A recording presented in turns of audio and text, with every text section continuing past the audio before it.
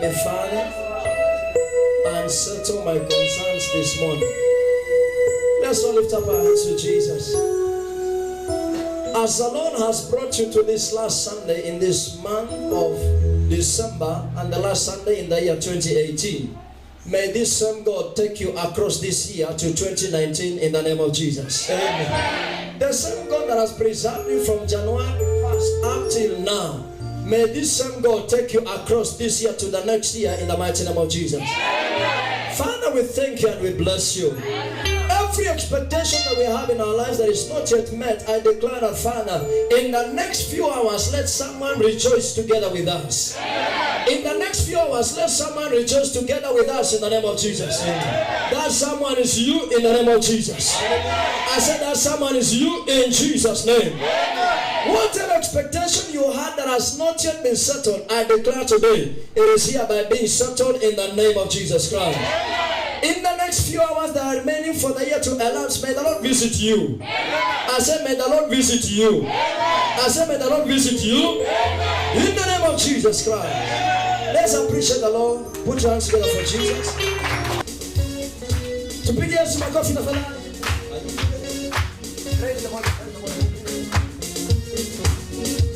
What the Lord has joined together, let no man put us under. What the Lord has joined together, let no man put us under. What the Lord has joined together, let no man put us under. What the Lord has joined together, let no man separate us all. What the Lord has joined together, let no man put us under. What the Lord has joined together, let no man put us under. What the Lord has joined together, let no man put us under. What the Lord has joined together, let no man put us under. Let's go to Jesus. Someone say amen, Jesus. What the Lord has joined together, let no man put us under. What the Lord has joined together, let no man put us under. What the Lord has joined together, let no man put us under. What the Lord has joined together, let no man separate us all. What the Lord has joined together, let no man put us under. What the Lord has joined together, let no man put us under. What the Lord has joined together, let no man put us under. What the Lord has joined together, let no man put us under. What the Lord has joined together, let no man separate. What the Lord has joined together, let no man separate. What the Lord has joined together, let no man separate. What the Lord has joined together, let no man separate. What the Lord has joined together, let no man. What the Lord has joined together, let no man. What the Lord has joined together, let no man put us under. What the Lord has joined together, let no man separate. What the Lord has joined together, let no man put us under. What the Lord has joined together, let no man put us under. When the Lord has joined together, let no man put us under. When the Lord has joined together, let no man separate us all. When the Lord has joined together, let no man. When the Lord has joined together, let no man separate us all. When the Lord has joined together, let no man put us under. When the Lord has joined together, let no man separate us all. When the Lord has joined together, let no man separate us all. When the Lord has joined together, let no man put us under. When the Lord has joined together, let no man put us under. When the Lord has joined together, let no man separate us all. When the Lord has joined together, let no man put us under. When the Lord has joined together, let no man separate us all. When the Lord has joined together, let no man put us under. When the Lord has joined together, let no man separate us all. When the Lord has joined together, let no man. Let no man separate us. Put together. Let no man. When the Lord has joined together, let no man put us under. When the Lord has joined together, let no man separate us. When the Lord has joined together, let no man separate us. When the Lord has put together, let no man put us under. When the Lord has joined together, let no man put us under. When the Lord has joined together, let let no man put asunder too. What the Lord has joined together, let no man put asunder. What the Lord has joined together, let no man put asunder. What the Lord has joined together, let no man put asunder.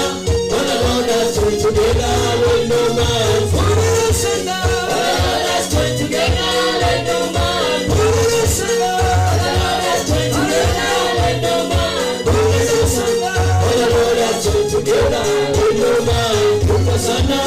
What the Lord has joined together, let no man put asunder. So shall it be in the name of Jesus. Whatever the Lord has joined together, no man shall put asunder in the name of Jesus. I prophesy this morning, every human being hovering around your marriage, may the Lord command them to dry up in the name of Jesus. I say, may the Lord clear them in the name of Jesus. I say, may the Lord clear them in Jesus' name. Please turn to your neighbor and with a smile on your face, tell your neighbor, my neighbor, nobody shall separate you from the love of your life. Tell two more people, nobody shall separate you from the love of your life. Hakuna mtu atakutenganisha na pendo ya moyo wako. Maana ni Mungu amewaweka pamoja. Excitedly you may resume your seats in the presence of God. The Lord says, we just read from Mark chapter 10 and verse number 7. For this cause shall a man leave his father and his mother, and he shall cling to his wife. Verse number 8. And they twain shall be one flesh. So then they are no more twain, but one flesh. Tell your neighbor, I am two in one. Don't see me and think I am alone. I have swallowed someone within me. Verse number 5. What therefore God hath joined together, let no man put asunder. I declare this morning, no woman shall separate your husband from. The way you are saying amen is as if you have given up. You are saying, huyu alishaenda pasta, alioa mke wa pili na watatu, sasa atarudi namna gani? I say, God says, whatever the Lord has put together, no man shall put asunder in the name of Jesus. And some men are just looking at me. Even if your wife got married somewhere else and she has children there, the Lord says, whatever he has put together, no man shall put asunder. She will come back home in Jesus' name. You are many come on and say, Pastor, we are endang. But I prophesy today, may the Lord's will be done over your life in the name of Jesus. Merry Christmas. Wangapi walifurahia Christmas? Nimeona hata nyuso zimebadilika, sura zimebadilika. Naona hata mavazi pia imebadilika. Hallelujah. Meaning everything is changing in your life. Only that you didn't remember to welcome Pastor for soup. Ya kuku ulikula kuku peke yako. But I want to appreciate you all who sent me a text message ahead of time and say, Pastor, Merry Christmas. Wapendwa ni wachache, si wote. Nesa hesabu nikasema alikuwa huyu na ule ndio alitumia message wakasema, Pastor, Merry Christmas before time. You know why I sent mine later? I wanted to see who will send me first. But I realized very few sent. So I decided later on to send mine. At least nione ni nani ana katika mawazo yake anakaa akifikiria pastor wangu lazima akuwe na Christmas njema. Very few say, Pastor, Merry Christmas. Hata after nimetuma message ya ukijibu. Ndio ujue hiyo Christmas ilikuwa ni yako. Things that hurt our marriages. Yaani vile tumeketi hivi, we all have issues ambazo zinaangamiza ndoa zetu. Issues ambazo zinatusumbua katika ndoa zetu na katika jamii zetu. I don't want to preach, I've preached a lot. I just want to talk to someone.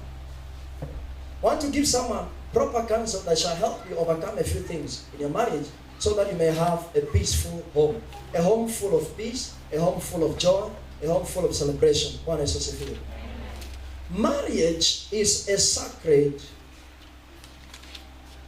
bond and no one is supposed to take it lightly. Yaani ndoa ni kitu ambacho ni cha kiungu na kimeunganika kwa Mungu na hakuna mtu yeyote ambaye anafaa kuchukulia ndoa kimzaha. So if you are here and you are married, please take your marriage seriously. Because whether you are born again or not, the Bible says, for this reason, a man shall leave his father and his mother. Please speak a little bit. Yes.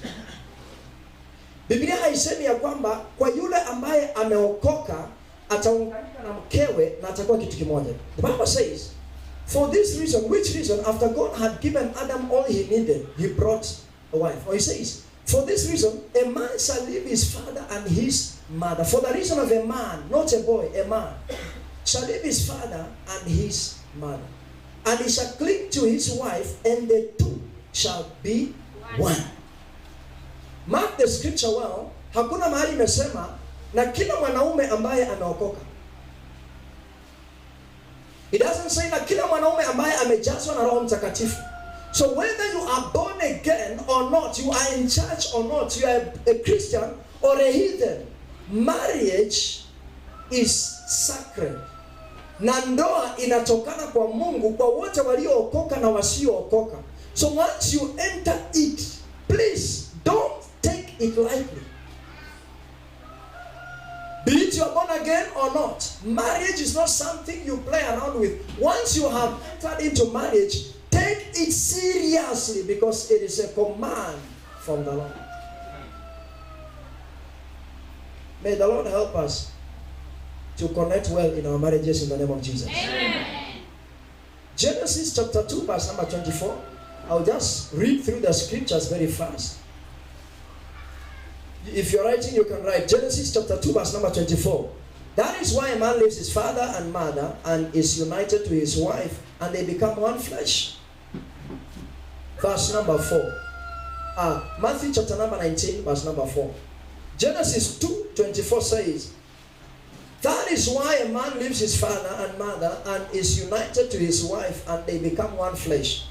So ukishaolewa ama ukishaoa, you become one flesh with your spouse. You are no longer two people, but you are joined together to become one.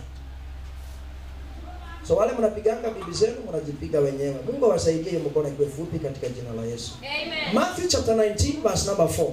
Jesus answered, have you not read that from the beginning the Creator made them male and female? The Creator made them male and female.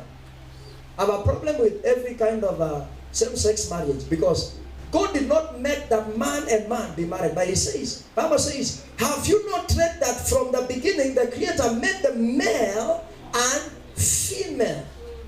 Verse number 5. And say, for this reason, man will leave his father and mother and be united to his wife, male and female. Man will leave his father and his mother and be united to his wife, who is female. And the two will become one flesh. No man can become one flesh with a fellow man. It's not possible. It is madness. Yani ni wenda wazimu fulani. It is not possible. Verse number 6. So they are no longer two, but one flesh. Therefore, what God has joined together, let no man separate. What the Lord has put together, let no man separate.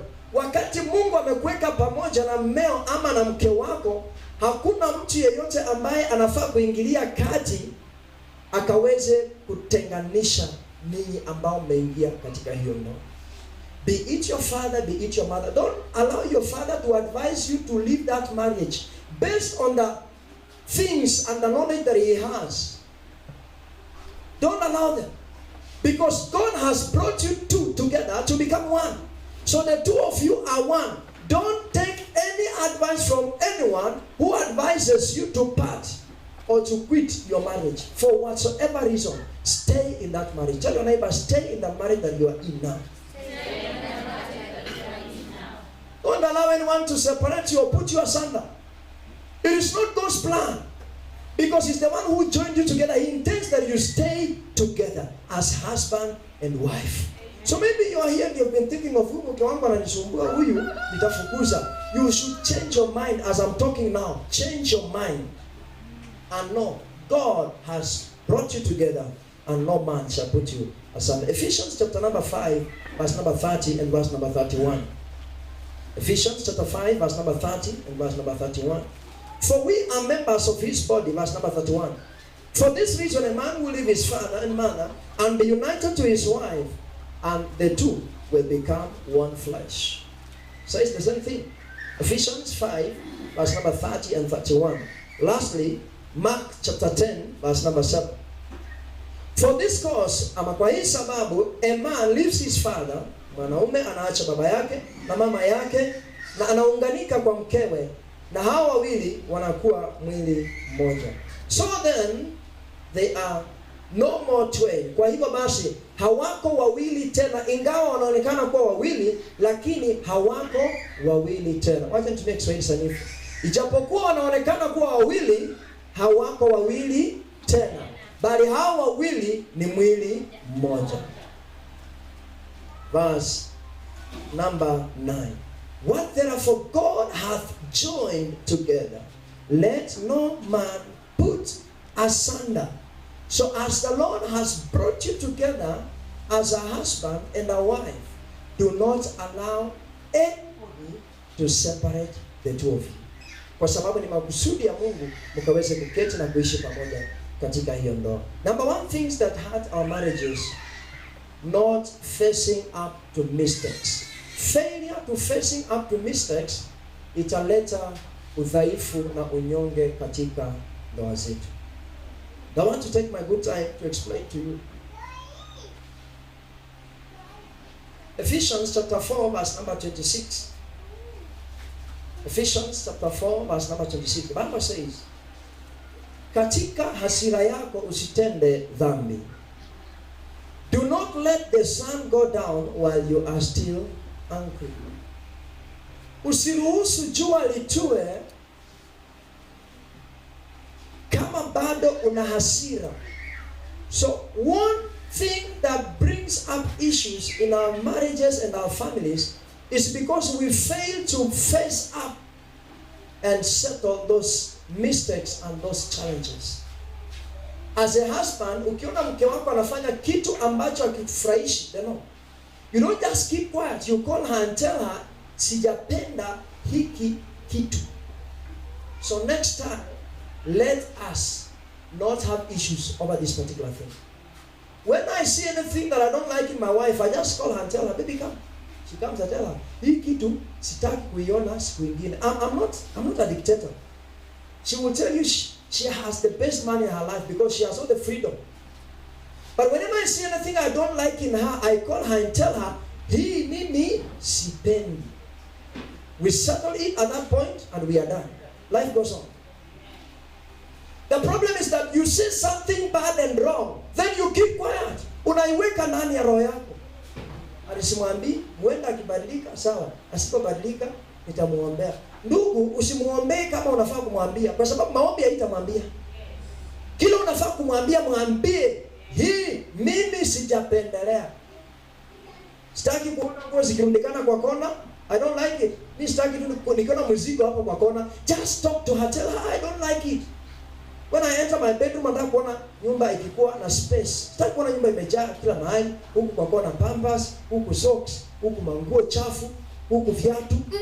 Put things in order. Panga viatu, weka hapa. Panga nguo, weka kwa kamba. Na usiseme hivyo na unajua kwamba hujaweka kamba, weka kamba kwanza ndiko kwa nyumba. Kama ni box, weka box, weka nguo chafu. Bana kwanza tukelele kwa nyumba na wewe mwenyewe haujafanya chochote, you have not given direction. Tell her I don't like to see this in my bedroom. Don't just enter the house, unaanza kelele and you have not given instructions. So failure to facing up to our mistakes is what brings up problems in our marriages. Don't allow mistakes to become a problem. Because if one mistake happens, it makes us a mistake. If another one happens, inakuwa mbili. Another one happens, inakuwa tatu, ine, tano. 5 mistakes will become a problem. They will graduate. Kutoka kwa makosa ndogo ndogo, kukua sasa ni tatizo kubwa sana katika nyumba yako. Every time you see anything you don't like as a lady in the life of the man ambaye umeoleka kwake, mwambie sweetheart ama honey ama darling. Unajua kuna watu hapo wanaitaka ati baba Njoki, ati unaona? Unaitanga ati bibi yako. Patini wewe unauliza, unataka aje bibi yako? Mke wako anamuita aje? Mama Alpha, that should change. Because before Alpha came, she was someone to you. What was she? Before Alpha came, your wife was someone to you. What was she? Why are you changing her into something else? Abaki vile alikuwa. I don't call my wife by the name of my child. It is like degrading her. Ni kama kumshusha na kumweka chini kwa kiwango cha watoto wako. Hivyo ndivyo unafanyanga, unachukua mke wako, unamweka pamoja na mtoto, unawakalisha chini, unakulia kwa meza.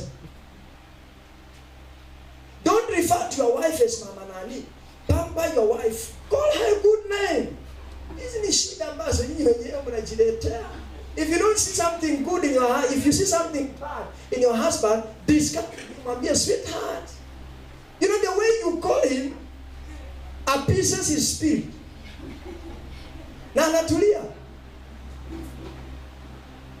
Shida ni wakati umeona tatizo ndani ya mume wako na badala ya kumuita jina nzuri unamuita kwa jina ya ukoo yao. Adiwe jago. Adiwe mluya.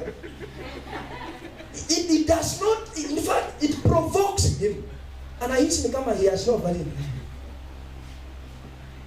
Adnaronja. Please, call your wife a good name, call your husband a good name. Mambo ya kuita tu majina hizo msituni. Waachia babu yako.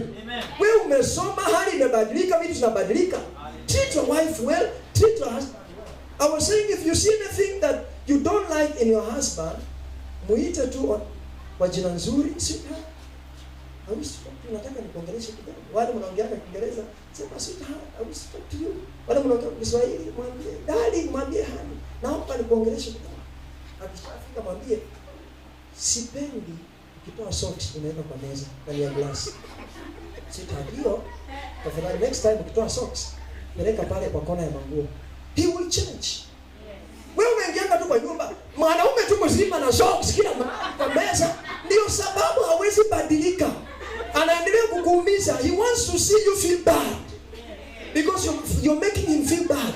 So he wants to make sure you also feel bad. Ni kulipizana tu mnalipizana. Anakula ugali, anamaliza, anaweka sahani chini ya meza. Anataka uchukizwe. Ukasirike.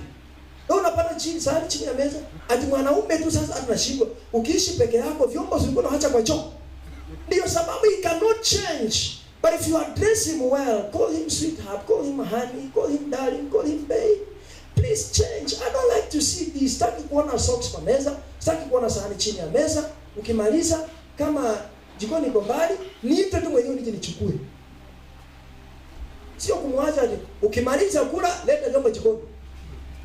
Tafadhali, bwana yako si mfanyikazi kwa nyumba yako pamoja na wewe. Ambia jirani yako andika mmoja. Usaidie kuleta vyombo jikoni. He's a king. If he wants to sit like a king, give him that opportunity to be bossy in his own seat. Don't fight and battle with him. Bwana Yesu asifiwe. Amen. So sit down in good faith. Unajua kuna mtu anaweza kuita kukalishe chini, aanze kukuongelesha na hakuiti in good faith, anakuita kwa chuki. Yaani bwana yako ama ni mke wako, anakukalisha chini kwa chuki. Na vitu anakuambia, anakuongelesha. Mimi nafurahi yako ndugu wetu kutoka Nyanza huko. Akikuongelesha kitu anakuongeleshanga usikie uchungu. Ukishasikia uchungu unafanya vile unataka. So there is a way someone can call you and sit you down na kuongeleshe. Akupe maneno machungu mazito. Roho yako ichafuki ndipo ufanye kile unataka. Please, that is not the tactic you should use to settle issues in your marriage. Sit down, amicably agree over something na muongee katika upendo na katika amani. Bwana Yesu asifiwe.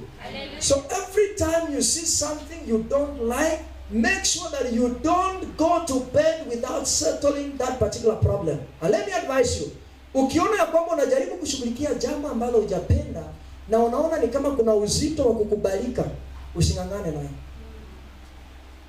Let it slip over. Pray about it. Mungu asaidie ayeyushe moyo wa ndugu ama moyo wa dada, kesho yake asubuhi ajirejelee mwenyewe. Because the devil is a liar, and every man wants to force his wife to accept what he wants her to do. Kama umekaa karibu na mwanaume, mwambie punguza uluya, ongeza Ukristo. Usilazimishe tu kitu lazima ifanyike vile unataka. No. Sometimes you have to reason, agree over things, ili ya kwamba kuwe na amani katika nyumba yako. What is the benefit of you winning an argument and losing a marriage? It doesn't help you. Haikusaidii. Lose an argument and gain your marriage. Hallelujah.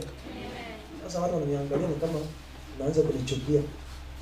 So don't allow mistakes to graduate into problems. Point number 2, things that hurt our marriages. Number 1, we have said, usisahau kushughulikia matatizo madogo madogo ambayo unayaona na hauyapendelei katika mke wako ama katika mume wako ama katika nyumba yako, including your children. If you see anything you don't like in your children, call them immediately. Wakati wanatenda hilo jambo, waite immediately, tell them this is wrong, I don't want to see it again. Usiwache ilale, uongeze ingine, zikuwe mingi nitasemea pamoja. Wacha ningoje December. Kwanza saizi mahali tumefikia mwisho, kuna watu wako na list. Anangoja tu wavuke mwaka na akalishe mke wake. Last year, nilikuja na nyama huku nichukulia kwa mlango. Number 2, niliwacha socks kwa viatu, nilirudi nikazipata pale chafu. Number 3, unipigiani nguo pasi.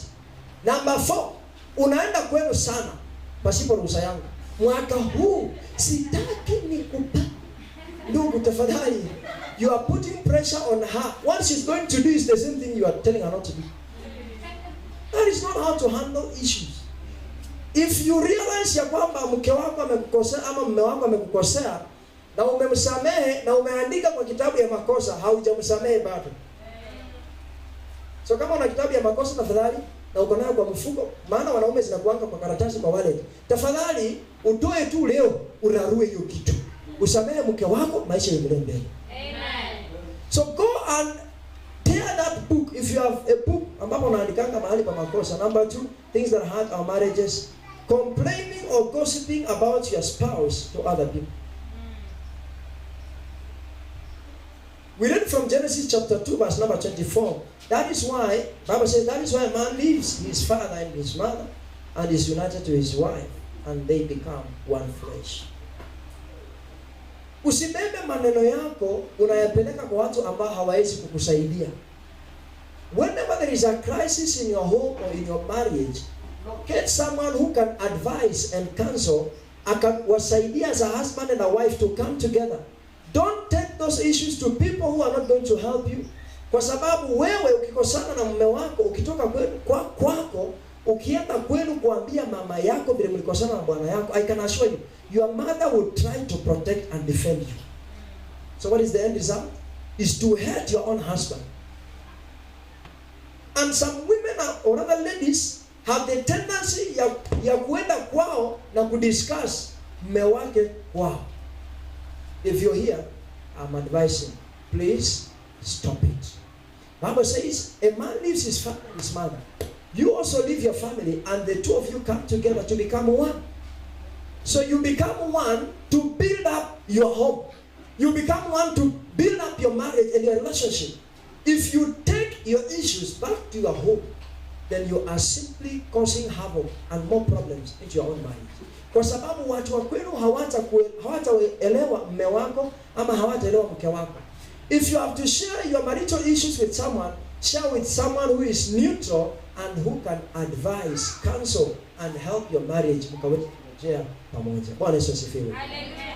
So avoid discussing your spouse with other people. Ati mimi huku kwangu, mimi huyu wa kwangu, mimi sijui na nini kwako. Please discuss it with someone who is going to advise you or help you. Most of the problems you experience in marriage because ulishiriki na mtu ambaye hakukusaidia, ile hali alienda akapanua hiyo hadithi zaidi. Yaani uliambia mtu shida ya kwako na yeye akaenda akaambia mwingine na wakafanya vikao zaidi ya kikao cha kwanza ulichofanya. So whenever they see your husband, they see a problem. Whenever they see your wife, they see a problem. And those of us who are men, if you discuss your problems, the problems of your wife, na watu ya jamii yako, wewe mwenyewe ndio unabomoa nyumba yako wewe na mikono yako mwenyewe. Because the people of your own home will begin to hate her. Wataanza kumchukia kuhisi ya kwamba she's treating you bad. So they have to protect you. In the process of protecting you, they will definitely hurt her. Now, if you are not very careful, utatoka nyumbani, wale mnaenda kazi, uende kazi, urudi upate dada yako amefukuza mke wako. Hello? Don't allow that to happen in your marriages. Bwana Yesu asifiwe. Amen. Don't allow gossip to enter your own marriage. In case there is an issue, settle together with your husband, or tafuta mtu ambaye anaweza kuadvise na aweze kuwa counsel ili ya kwamba akaweze kurejesha pamoja. Bwana Yesu asifiwe. Is only a fool who can expose mambo ya nyumba yake kwa mtu ambaye hawezi msaidia. Only a fool. Ni mtu mpumbavu peke yake ndiye anaweza beba mambo ya nyumba yake apelekea mtu ambaye hawezi msaidia. Kwa sababu unajua hana usaidizi kwako, why then should you explain the issue to the person? God shall deliver us from this in the mighty name of Jesus. Amen. Number 3, I want to move faster to allow you go home. Maana kuna watu wamekaa hapa lakini wanafikiria kupitia supermarket wanunua ungangano. Kwa hivyo nataka nikuachilie mapema ununue ungangano, akili yako iko tu mahali inafaa kukua. Things that hurt our marriages. Number 3, focusing more on what is wrong other than what is right. Everybody is like a coin. A coin has two sides. Kuna upande moja kuna kichwa ya Kibaki, mwingine iko na kichwa ya Moi, kuna mwingine iko na kichwa ya Kenyatta. Upande mwingine kuna simba wawili wameshika sijui visu, nilisahau, niliona coin kitambo. Hapo juu wakiwa wamesimama kando ya ngao. So these two sides are both important to the currency. Yaani hizo pande mbili ndio zinafanya hiyo coin inakuwa ni shilingi 10. Take a coin, enda chukua file ama grinder, usugue upande moja wa coin utoe na upeleke kwa duka. Hawezi chukua. But if you look at the coin, kuna upande moja unakaa smart, upande mwingine haikai mzuri. Kuna watu ambao hawapendi picha ya Kibaki, lakini wanapenda the other side of the coin. Lakini kwa sababu wanahitaji hiyo side iko kwa coin ni wanunue nyama kwota, inabidi wabebane tu na hiyo 40 kwa mfuko. Hawapendi sura ya Kibaki, lakini inabidi wabebe sura ya Kibaki kwa mfuko ndio wapate nyama. So every human being has two sides. You see me here, I may look like a good man to you, a good pastor, a good preacher, but now meet me on the other side is when you will realize kumbe huyu jamaa apendangi mchezo ya aina fulani. Both sides are important to help protect someone, to help give value to someone. So mume wako hawezi kuwa mzuri all throughout. He also needs to have the other side of the wrong. Ili ya kwamba if you stay together too much in peace, Mungu aliumba mtu na vitu mbili, akuwe na amani na akuwe na matatizo. Ndiposa akiwa na amani sana atulie, Mungu analeta tatizo. Ndiye anashtuka, anaamuka kwa kutulia, anachangamuka. Akikaa katika kuhangaika sana, Mungu analeta kafuraha, anasherehekea. Akisherehekea sana, Mungu analeta tatizo tena. That is how a human being is meant to live. Now, assuming you have peace with your husband all throughout, hakuna siku mume wako anakuripia, ama hakuna siku mke wako anakasirisha. Mtafanya development. Sasa unaenda engineer, unaenda kazi ya nini? Na unakaa kwa nyumba na mke wako mnacheka tu vizuri, ukitoka huko nje pastor na buharas, atakwani kuja kwa ibada. Na mke wako kuuliza. You stay in the house from January to December. So God gave two sides of a human being so that the two of you can come to a place of development and a place of peace and relaxing. There is a time you relax, there is a time you have to keep going. So don't measure on the wrong side of a human being. Focus on the good side. Don't focus too much on the bad side.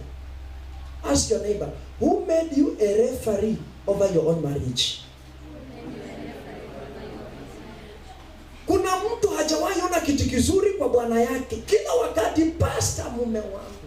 Pastor mume. Sijasema tunaniambianga vibaya, lakini yani hakuna siku hata moja mume wako amefanya kitu mzuri utakuja kuniambia pastor, juzi alininunulia nyama kwa Christmas. The only thing you see ni shida. Ni makosa yake peke yake ndio naona. That is why you cannot have peace with it. All throughout the year, ni matatizo because you have measured on the bad things. Kumuhusu. Hakuna siku umetazama kitu kizuri ndani ya mke wako. Ndiposa every time you have problems with her, hata kama ana shida, there is a side of her that is good to you. At least acknowledge that side and appreciate her.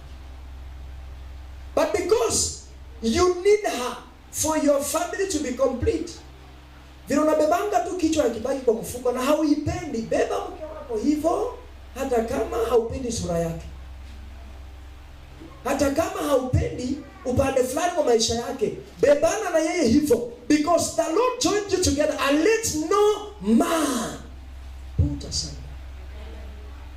Let no man separate.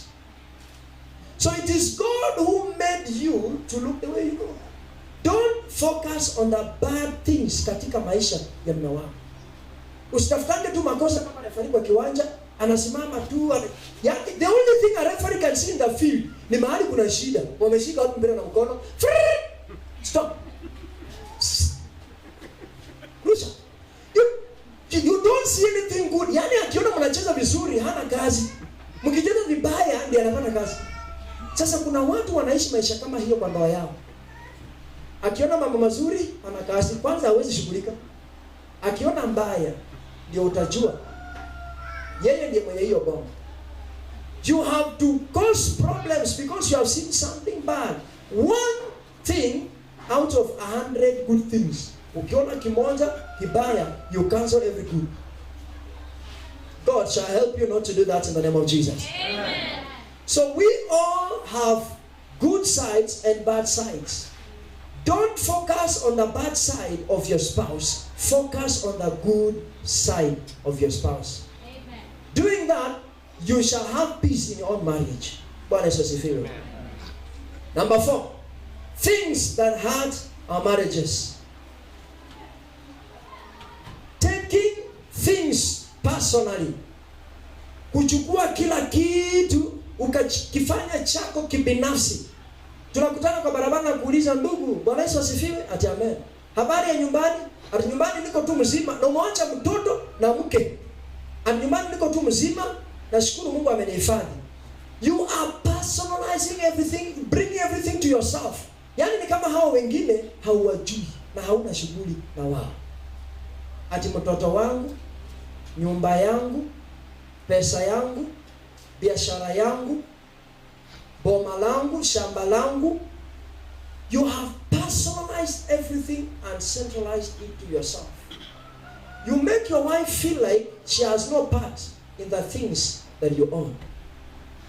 You make your husband feel like he doesn't take part katika vitu ambavyo viko kwa hiyo boma.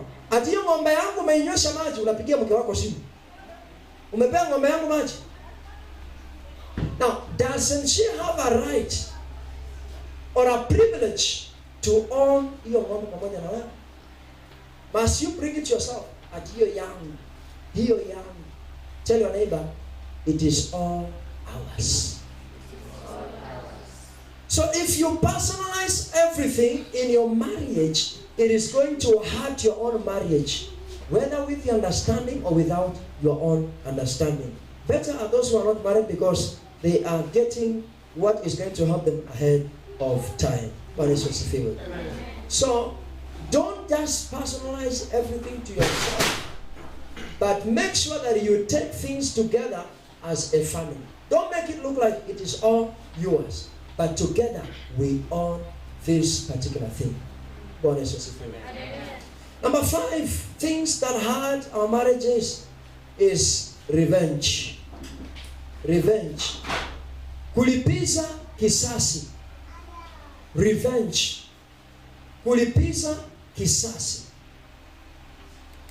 If you are born again, you are not supposed to revenge. Haufai kulipiza kisasi. But we are having challenges and problems kwa sababu watu wengi tunataka kulipiza kisasi. We are all human beings. Unahisi alinikosea na lazima nilipize kisasi. Lazima nijibize hii kitu. Exactly kama nimfanyie hivi. One day I went to meet a couple, the family, ambao walikuwa na tatizo katika nyumba yao. And the family is here in church. I don't mean to say who and who. So the two felt like mmoja alikosea mwingine. Sasa huyu mwingine naye anataka alipize kisasi. Na alilipiza kisasi. Baada ya kulipiza kisasi is when a problem entered the marriage. And let me be specific. A man found a text message kwa simu ya mke wake. Akaona ni kama huyu mke wangu ananienjoy. She's having someone besides me. Now these two people are born again. Tell your neighbor, they are born again. Sasa ndugu amepata message kwa simu ya dada na anaamua kwa sababu unanihanya lazima nikulipize. Yeye pia ndio hiyo. He leaves his own marriage kwenda kutafuta kamrembo huko nje alipize kisasi kwa mke wake kwa sababu alipata message kwa simu. Uliza jirani yako, ni nani anapanda ukimwi?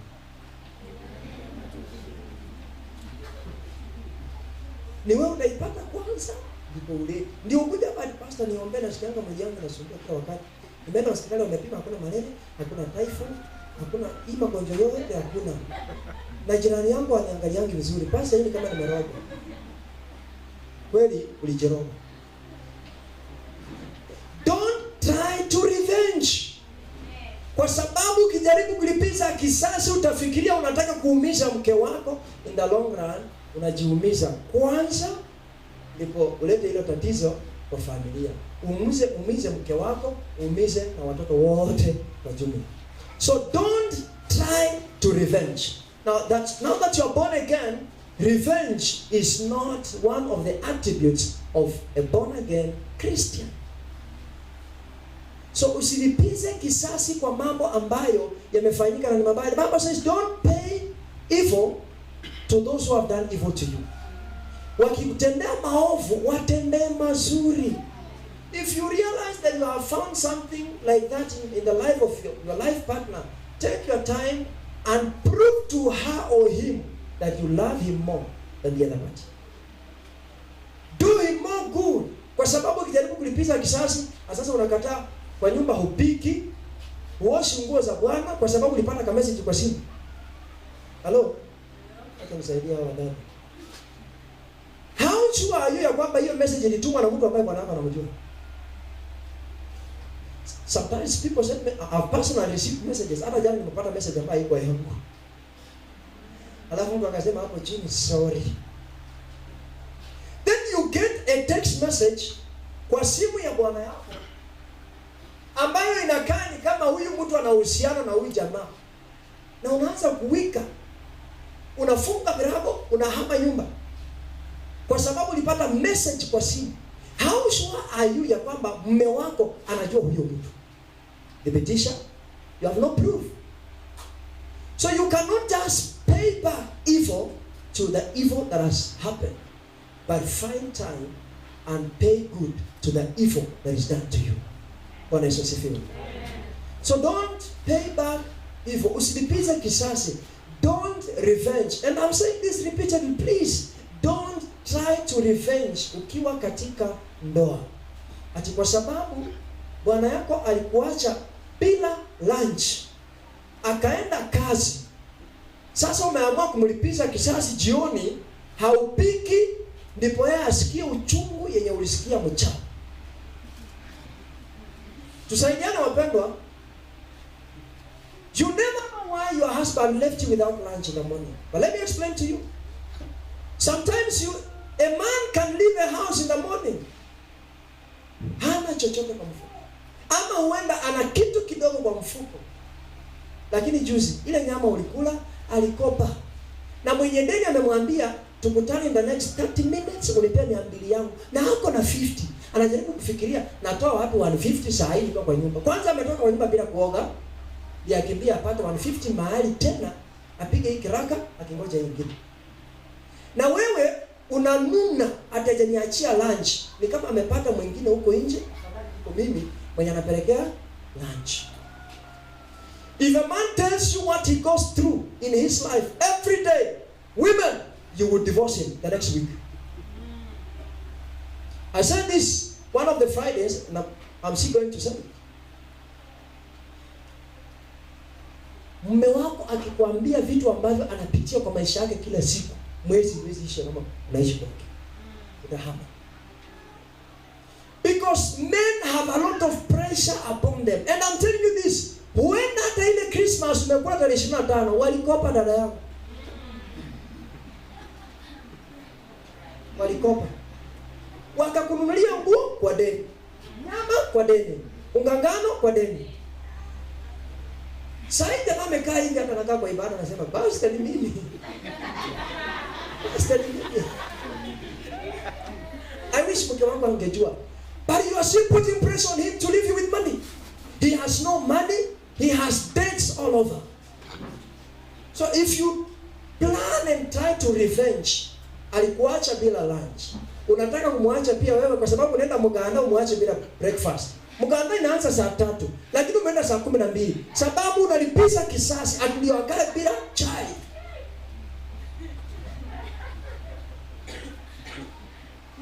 If your husband tells you what he goes through every day, as a woman, you run away from him. There are so many things that men don't tell you. Someday I was telling my wife, she was telling me I had an issue. So later on, I felt a lot of pressure over the issue. So she told me, inakufinya kwa sababu niambiangi mambo yako. Nilimwambia ile siku nitafungua hii mdomo, kila siku nianze kukuongelesha mambo ambayo napitia kwa maisha yangu, utaona ni kama mimi ni pepo kubwa kwa maisha yangu. So uniwache ile naweza kukuambia, nikwambie tu kidogo. Ile siwezi kuambia, niwache Mungu anipe neema niibebe. Because there are things God has given a man the ability to carry.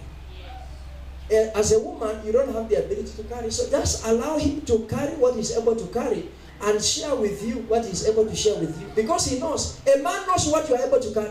Bwana yako anajua kila unaweza kubeba na kila huwezi kubeba. Ndio maana akwambiangi ulipe rent ya nyumba kwa sababu anajua akikwambia hiyo utahama. Anajua kila cha kukwambia kwambie mama nani kuja na mboga. Kwa sababu anajua unaweza kununua sukuma ya bei. Anajua. Hajakwambia ulipe rent. Hajakwambia ununue TV kwa nyumba kwa sababu anajua akikwambia hivyo utahama. Lakini umemkazia tu anunue awache ya mgongo anaweka flat kama ya nani. May the Lord deliver us in the name of Jesus. Men are experiencing a lot of pressure and a lot of challenges. Please don't revenge them. Same to women, they have a lot of challenges and issues they go through. If your wife tells you the pressure she goes through kutoka kwao, ndugu yangu anamwambianga wewe hauna mali na wewe hauna chochote na yeye ana pesa akuache. So mke wako akikwambia hivyo, how do you take it? You are going to hurt her family. So she doesn't tell you because she knows akikwambia hautamema. So don't try to revenge kwa sababu yeye pia amevumilia haya maneno alinda nyumba yake. Na wewe unaona ati kwa sababu ulipata ka message kama mtu alituma on a wrong number, then you react over it. Naanza kukunja mangumi. Wanamote wa mangumi hapo Mungu wasaidie hizo mangumi zikuwe mikono soft katika jina la Yesu. Amen. Nasikia wadada wanasema tu amen. Wandugu wanasema tu kwa Bwana. Ya pastor. pastor mimi natoanga ujinga. Mimi sipigani yeye natoanga ujinga. Ndugu, hata wewe dada akiamua kutoa ujinga anaweza toa mingi sana. Kwa sababu wewe ni mjinga mkubwa ulileta mjinga mdogo.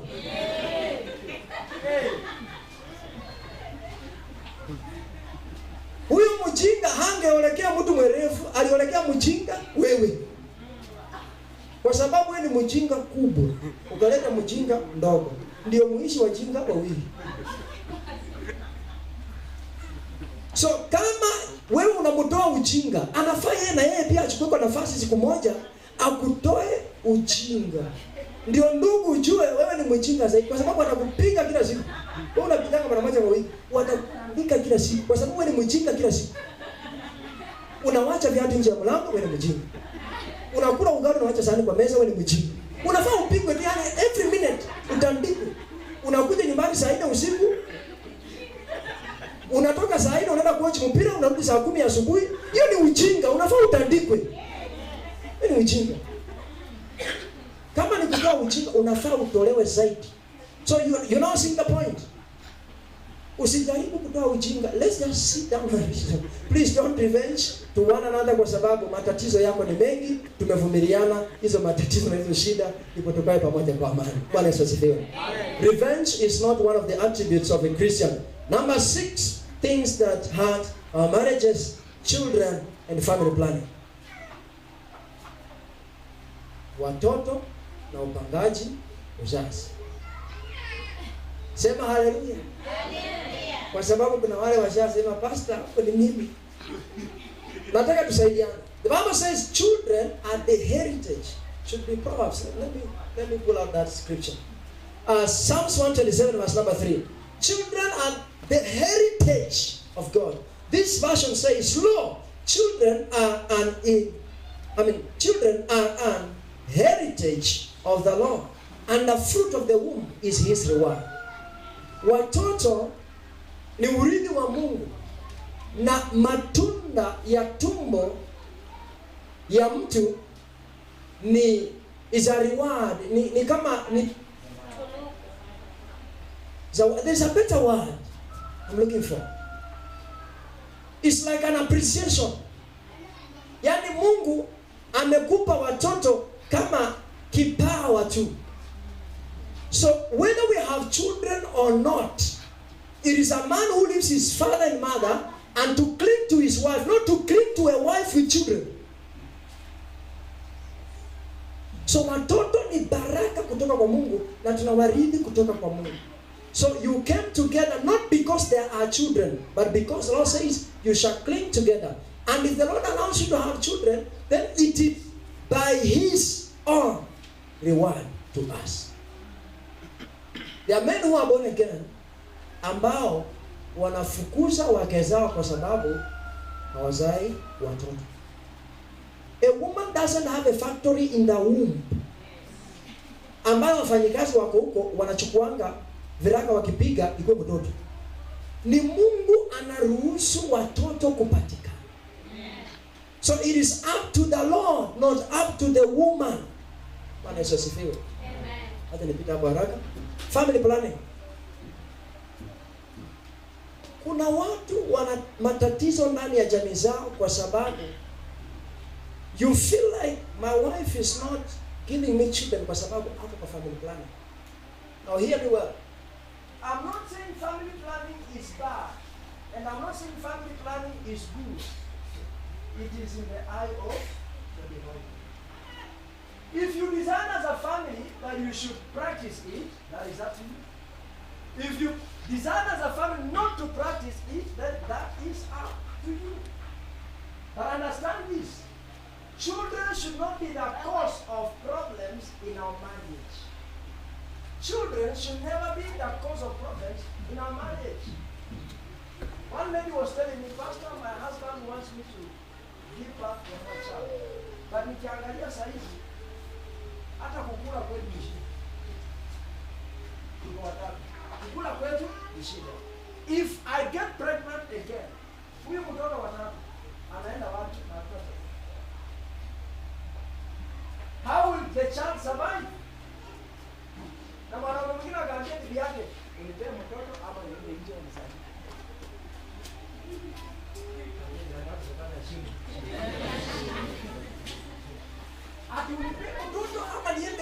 kuna watu wanaweza zaa watoto niende wanizalie. Please make sure that you are discussing and putting things in order. Sio kujiamulia tu huku.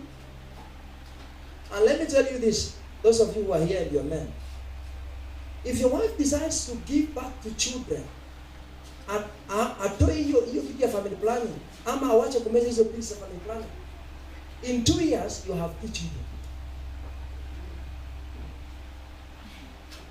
Do you have an orphanage? Ama ni Gilbert Deya ambaye unataka miracle children? Kuna soko ya kuuza watoto. Reason well and prepare well and put things in place. In your own understanding, move together as a family. Honestly, don't have problems because there is this issue of children and this issue of family planning. I take time over this again. Don't fight over some. Women are sensitive and they see ahead of time. Let me talk to you. They see ahead of time. Umeishi kwa plot. Kulipa nyumba rent ni shida. Uko na mtoto ajaenda shule. Kama kulipa rent ni shida, akienda nasa. Na unapata mwingine hapo nyuma. Sasa huyu akiwa nasari, huyu mwingine anabeba na mama kwa mgongo. Ndio unapea mama mahindi choma kwa mgongo, kwa kichwa, kwa ndoo. Na mtoto kwa mgongo. Na huko mbele chukui. Anaweza kuuza mama. Well, it's business anyway. She's making money. But look at the struggles and the hassles she goes through to raise something for her own children. Leo upasa Mungu. Mungu amenibariki mwanamke mzuri. Ana bidii. Ndugu, wakikupea hiyo njugu na mahindi, njugu kwa mkono, mahindi kwa kichwa na mkono kwa mgongo.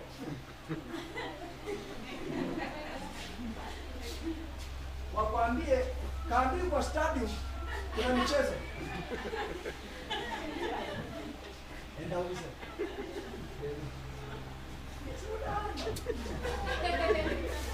Ukasema mwanamke ananimalisha. So don't just push issues without understanding. Understand the cost first, understand the bill first before you bring that pressure. Have your own home, be at peace, let everything be okay. When everything is okay, everything will flow. So don't just put, there is no day I can put pressure on my wife and go, I don't have an orphanage. God gives them to us as a blessing. Now, family planning, God has given you wisdom to use your head. Yes. Don't just give back to children at family planning, ni ya kimashetani, ni ya kimapepo, kwa sababu Mungu alisema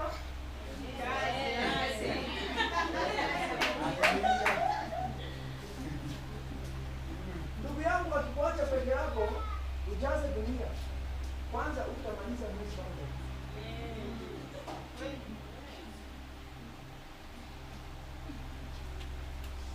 It is a collective responsibility of all people on earth, everybody to contribute. You alone as a man cannot fill the earth.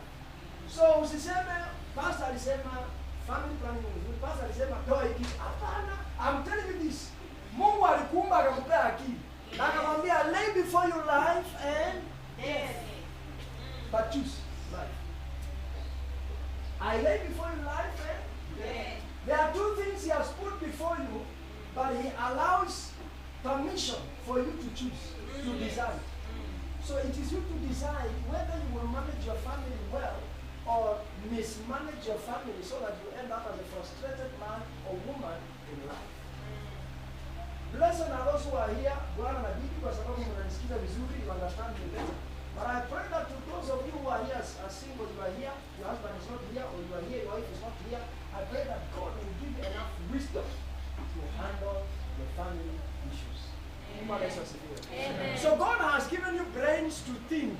God has given you, in fact, He put you on this earth so that you take care. Not just to live anyhow carelessly, but so that you can take care. So children are the heritage from the Lord, Psalms 127, and verse number 3. Another thing that hurts our marriages is always wanting to be right. Always having to be right. Katika kila kitu ambacho mnaongea ama mnafanya, you don't want to be the one on the wrong side. You just want to be always right. Yani kila kitu wewe uko sawa. You cannot take a blame, but you want to be always right. Like I say, hakuna haja for you to win an argument and lose a marriage. You'd rather lose an argument and win a marriage. Don't always have to be right. Kuna vitu ambavyo unaweza kosa kuelewa. The Bible says, we have all run short of God's glory. We are all human. We run short of wisdom. We run short of knowledge. We run short of understanding. So when you run short of any of those, you should accept so that you take the blame to yourself. Don't just be saying, wewe ni mwenye makosa, wewe ndio ulifanya, but take the blame to yourself. As I finish, Pastor has finished many times, and we'll finish this time now. Number 8. Bad habits. Tabia mbovu hivi. They all hurt our marriages. Tabia mbovu ni vitu ndogo ambazo mama yako hakufundisha na baba yako, ambazo wakati unakutana na mke wako you realize unafaa tu kubadilika. Just need to change. Unataka ukiingia kwa nyumba uweke mguu kwa meza, mke wako hapendi. That's what I'm calling bad habits. Tutabia fulani tudogo. Yani there are tiny things ambazo hazikuwa na haja. Umekaa kwa nyumba, unainua mguu mmoja, unakanyaga kwa kiti yako na umekanyaga matope. Hizo ndizo vitu ambazo ni tabia mbovu ambazo mke wako hataki. Bad habits. Ukuja kwa nyumba na marafiki zako, unakaa kwa nyumba, mnaongea lugha ya kweli nyumbani, bibi yako haelewi, mnamsengenya. Tabia mbaya hizi. Tabia ambazo you look at them unaona kama hakuna shida. Kukuja na marafiki zako nyumbani, unaambia mke wako apike chai na ugali na maziwa kila siku. Tabia mbaya hizi. Peleka hapo hoteli, kuna watu wanalipwa huko. Watu wanalipwa kupika chai huko. Peleka marafiki zako huko wanunulie chai huko. Don't gather people in your house against your wife. Yes. She may be wrong. Well, she may be wrong. Akisema kwamba huyo rafiki yako na, but let me tell you something. I've learned one thing. Once when I married, I had issues with my wife because I had a lot of people around me ambao walikuwa kila wakati wanakaa na mimi, wananifuata wanakuja kwa nyumba. So sometimes my wife ananiambia, huyo rafiki yako, my spirit haikubaliani. My friend, if you hear your wife tell you that, think about it. There must be something she has seen. You never know. Maybe one of the men you are bringing in the house anatongoza mke wako. Wakati bila kuoga. Na wanapatana wanakaa kitu ngumu hapa. Ila kitu kama watamiro. Akipasa bibi yako apendani mabeste zangu. It is going to lose. So when she tells you such like, please be mindful, be careful. I had a friend of mine who was a good friend, a pastor, ambaye all the time we used to stay together, walk together, fellowship together. So one day my wife told me, huyo rafiki yako, hata kama anahubiri, tabia yake si mzuri. Well, I told her, okay, sawa. I kept on walking around with him because, you know, this is me and this is now wapa ni kwangu. Jabili nyenyekee. I didn't know why she said that. Later on is when I came to realize. When? How can you come to my house? Mimi siko na unakaa unaambia mke wangu atisemeni pika chai.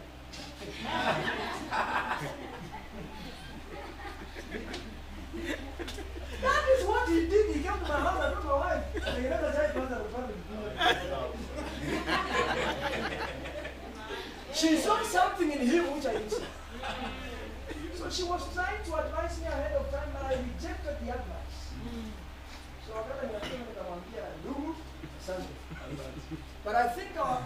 relationship inaenda ikiisha. Bali imefika kama kwanza imevuruga. The last limit imefika. Karibu ikatike. Nataka nikate. You and I will be good friends outside there, away from our families. I won't be a friend to your family, you won't be a friend to my family. Let's be friends outside there. I was allowed to be we are still friends everywhere. But one thing I can assure you, hutu tutabia kidogo kidogo. Wanaume tafadhali, hakuna kuwacha mpira at Man U because Amani at Arsenal. Unawacha mke wako kwa nyumba and she doesn't like it. Hiyo ndio habit. Yaani una mazoea fulani, katabia fulani ambapo hakampendezi. Wengine wako hapo wanafanyanga wakishawacha mpira wanaenda kubet kidogo. Na mke wako hataki ubet kwa sababu anajua ili unafaa umnunulie nyama ndio na bet nayo. Ndio mmoja kwa sukuma kila siku. Hataki ubet. At least akule kokota.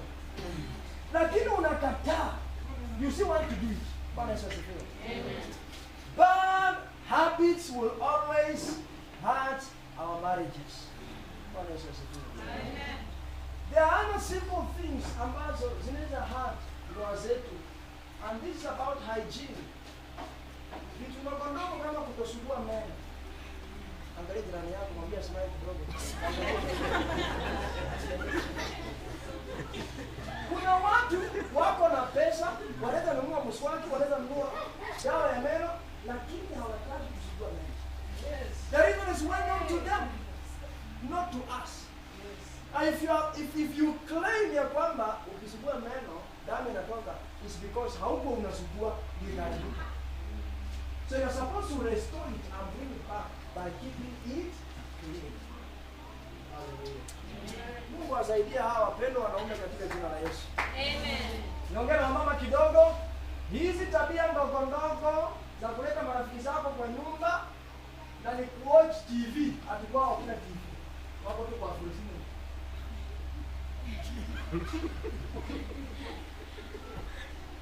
Bwana yako anakuja kwa nyumba, hauna shughuli na yeye, aende jikoni mwenyewe ajishughulikie, atakuja kwa mbele chakula jikoni. Kwa sababu kuna marafiki unafuata afro ambayo karibu iishe na utaki iishe kama ujaona ikiisha. Sasa huko nakuja. Bwana ukichukua mboga kwanza. Tabia ndogo hizi ambazo unaonanga ni kitu ya kawaida. Hizo ndizo zinakuharibia ndoa yako. A man does shopping, for example, those of us who look around, unaona ni kama leo napata pesa, kesho siko sure, baada na siku ile nyingine siko sure, na kitu siko sure. Nimepata leo nanunua sukari ya mwezi kilo 5. Anaweka kwa nyumba ndiko unakuja, mama alitoa sukari kilo 3, alitoa majani. Ibaki kilo 2, baada ya wiki 2 anakuambia sukari imeisha. Tabia ndogo, those habits are bad. Ni mbaya. Hizo zitaharibu ndoa yako. Wananunua mafuta ya mboga, jirani anakuja, ati mama ananipa bwana yako na kwa mzira ndoa yangu mingi, kichoteko kidogo. Wewe kijiko. Hatuna roho mzuri. Hiyo kwanza uko na roho chafu. Kwa sababu unaumiza familia yako yenyewe. You don't just do that all the time ati bwana anakuwa wafanyia, ati bwana anakuwa kutana. Mimi mwenyewe ni amwe mwanzo kufikia yote. Ana bwana yangu anaanza shida kwa mwambie imeisha yote. Haujajua dada yangu. Anaumia kuleta hiyo mafuta. So hiyo tabia, when he gets sick and tired of that, he will stop bringing it home. Na kuna watu mtanihakikishia leo na kwamba pastor kuna wangu alikuwa analetanga mimi biscuits, analetanga hata kama ni majani analeta ya kimbo. Jua anajua hii itamaliza ni breakfast na supper jioni na chai. Alafu kesho yake asubuhi wanaleta ingine. Sasa ndipo anaishi si ati hana pesa, ana pesa lakini anajua kinywa ni 200 utagawa yote hizo. So he wants to protect himself from a wasteful life. He wants to preserve and keep what the Lord has given to him. Amen. Those of you ambao kwa sababu unaona gunia kwa nyumba ya mchele, unapika mchele kilo 3 na wewe na mtoto tu. Alafu jioni unaenda kumwaga huko nje. That is a bad habit. It will mess up ndoa yako because one day your husband will go over. Aende kwa dustbin apate mchele.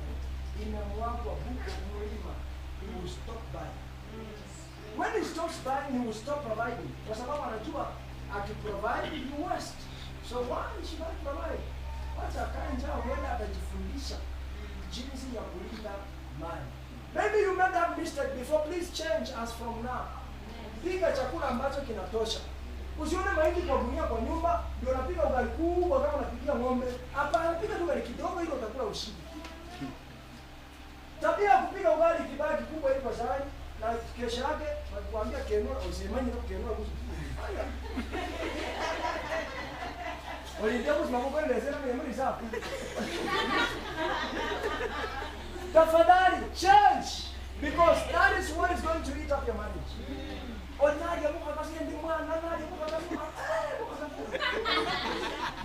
You are wasting food. Bad habits. They are going to mess up your marriage.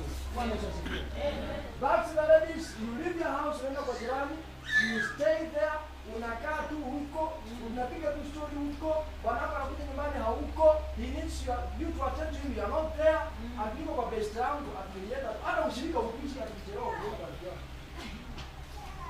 it's a bad habit. Because if you don't stay in the house, a man will find a reason to bring someone who stay there.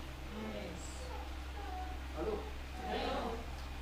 So don't be used to these silly and bad habits ambazo haziwezi kujenga jamii yako. Namaliza mara ya mwisho, being selfish or greedy. Things that hurt our marriage. Number 9, being selfish or greedy.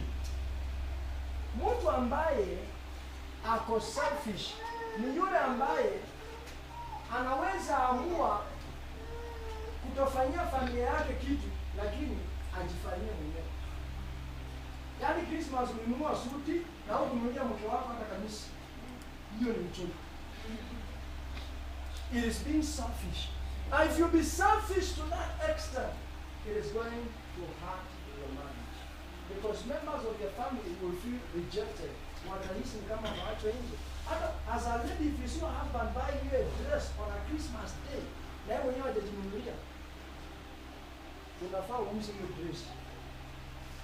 Ununue socks na kamisi. Ukiwa bwana socks na kamisi.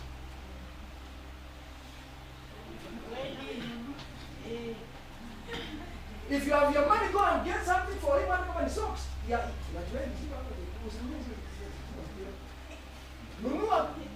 make sure that you are sharing. Because if he is sacrificing too much for you, know that at the end of the day, anasikia uchungu wa hiyo sacrifice ambayo anafanya. So if your husband does everything for you and he does nothing for himself, find something you can do for him. Usichekange tu ati mimi kwa Christmas ikifika bwana yangu ananiambia mimi nguo na watoto, sisi watu tunang'ara. Lakini hata ananga shughuli na Christmas. Si hata ana shughuli na hizo manguo. He's suffering, anaumia dada yangu. Huyo jamaa anaumia, anavumilia because he is sacrificing too much for you to be happy. Akichoka, akifika kwa ukuta, hizo nguo anaweza choma kwa sababu anasikia uchungu. So don't allow one to be selfish.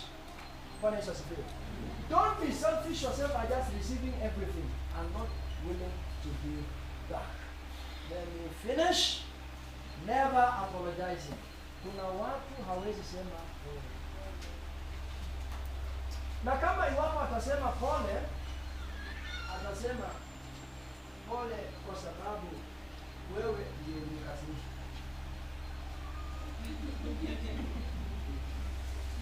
That is not an apology. It is an excuse and shifting blame.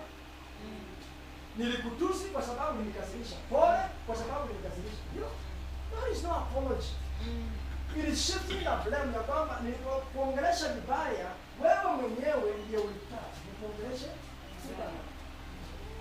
Make sure that whenever you have done something wrong to your spouse, you say, I am sorry. Hata mwanaume, you are supposed to tell your wife, I'm sorry because of it. It doesn't reduce you, doesn't make you silly, doesn't make you stupid. Yes. It's just a matter of bringing peace in your own home, in your own marriage. So whenever you have done something wrong, just apologize, say, I am sorry for doing that. And don't tag it at I am sorry kwa sababu ni wewe ulinikasirisha.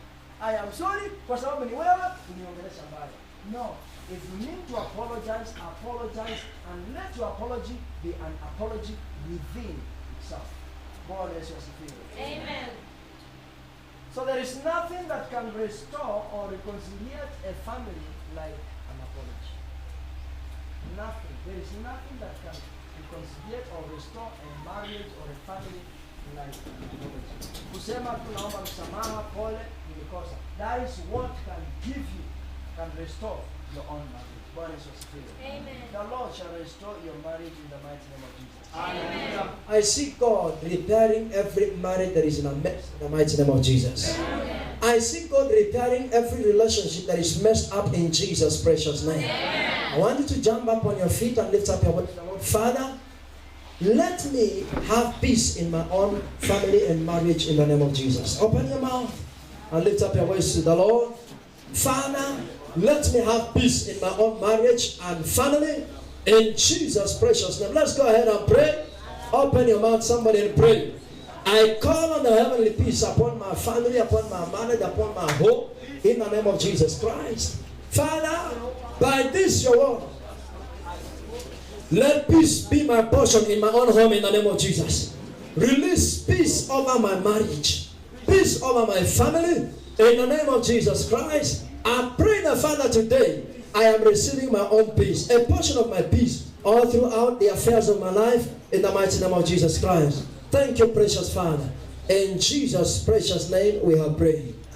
May the Lord reconcile every family that is torn into pieces in the mighty name of Jesus. Every marriage that was about to break, I declare today, let that marriage be reconciled in the mighty name of Jesus. Let that marriage be brought back together in Jesus' precious name. Please be seated in the presence of God.